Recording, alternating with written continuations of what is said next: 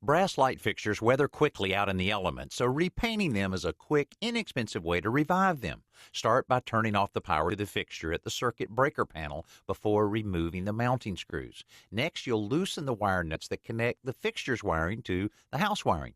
Replace the wire nuts on the house wires to cover the bare ends. If possible, carefully remove any glass globes or panels so you don't have to mask them. Disassembling the fixture will also make it harder to miss any spots. Next, you'll want to remove any corrosion with double-aught steel wool. You can use sandpaper, but steel wool will follow the contours of the fixture a lot better and offers enough abrasive to let the new paint stick. When the pieces are sanded and wiped clean, you'll want to mask anything that shouldn't be painted, like the light sockets themselves or motion activation sensors. Finally, you're ready to apply high-quality enamel spray paint. Do this with several light coats, moving the parts as necessary to cover all sides. When the paint is dry, you'll want to reassemble the fixture, reinstall it, and enjoy the view.